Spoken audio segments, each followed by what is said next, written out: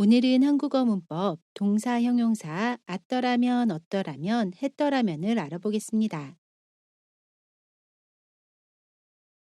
조금 더 자신 있게 말했더라면 좋았을 텐데 아쉬워요. 시험이 어려웠더라면 시간 안에 다 못 풀었을 거예요. 두 문장 모두 동사 형용사 뒤에 했더라면 어떠라면을 사용했습니다. 무슨 뜻일까요? 우리 오늘은 과거에 있었던 일을 반대로 가정해서 이야기할 때 사용하는 표현, 동사 형용사 at더라면 어떠라면 했더라면을 알아보겠습니다. at더라면 어떠라면 했더라면은 동사 형용사 어간 뒤에 붙어서 쓰이고요. 과거에 있었던 일을 반대로 가정해서 이야기할 때 사용합니다. 보통 과거 일에 대해 후회하거나 다행으로 여길 때 사용해요. 우리 예문 보면서 자세히 알아볼게요. 먼저 과거의 일을 떠올리면서 아쉬움을 표현할 때 쓰는 예문 먼저 보겠습니다. 나나와 미소가 대화합니다. 어제 면접 잘 봤어요? 아니요, 긴장을 많이 해서 제대로 말을 못했어요. 조금 더 자신 있게 말했더라면 좋았을 텐데 아쉬워요. 여기에서 우리가 오늘 배울 문법은 말했더라면입니다. 말했더라면은 동사 말하다 뒤에 했더라면이 결합한 표현이고요. 이 문장 무슨 뜻일까요? 미소 씨는 실제 면접에서 제대로 말을 하지 못했어요. 그래서 과거의 사실을 반대로 가정해서 이야기합니다. 만약 그때 긴장하지 않고 조금 더 자신 있게 말했더라면 좋았을 텐데, 이렇게 말하면서 그때 자신 있게 말하지 못한 것에 대한 아쉬움을 이야기하고 있어요. 이렇게 과거의 사실과 반대되는 상황을 가정하면서 그 일에 대한 후회나 아쉬움을 표현할 때 동사 뒤에 했더라면을 사용해서 이야기할 수 있습니다. 과거의 사실을 반대로 가정해서 이야기할 때 사용하는 표현이에요. 조금 더 자신 있게 말했더라면 좋았을 텐데 아쉬워요. 다음 예문 볼게요. 이번에는 과거의 일을 떠올리면서 다행이다라고 말하는 예문을 볼게요. 나나와 미소가 대화합니다. 이번 모의고사는 어땠어요? 다행히 생각보다 쉬웠어요. 지난번처럼 어려웠더라면 시간 안에 다 못 풀었을 거예요.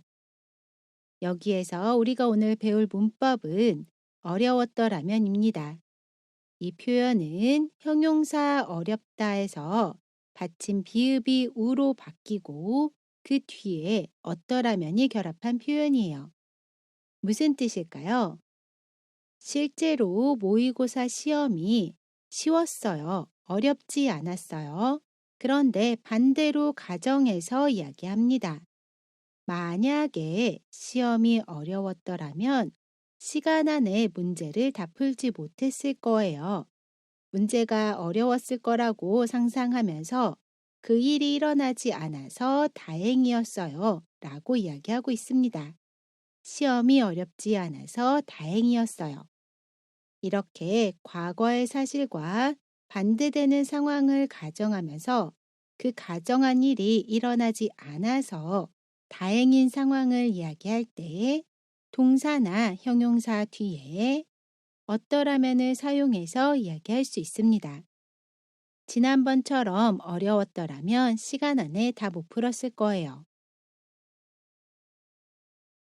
우리 이번에는 결합 정보 알아볼게요. at더라면 어떠라면 했더라면은 동사 형용사 어간 뒤에 쓰이고요. 동사 형용사 어간의 모음이 아나 오면 at더라면을 사용합니다. 동사 안따를 보면 모음이 아로 끝나지요. 그러면 그 뒤에 at더라면을 사용해요. 그래서 앉았더라면 이라고 이야기합니다. 반대로 동사 형용사 어간의 모음이 아나오가 아닌 나머지 모음이면 어떠라면을 사용해요. 동사 먹다를 보면 어간의 모음이 어로 끝나지요. 그러면 그 뒤에 어떠라면을 사용합니다. 그래서 먹었더라면 이라고 이야기해요.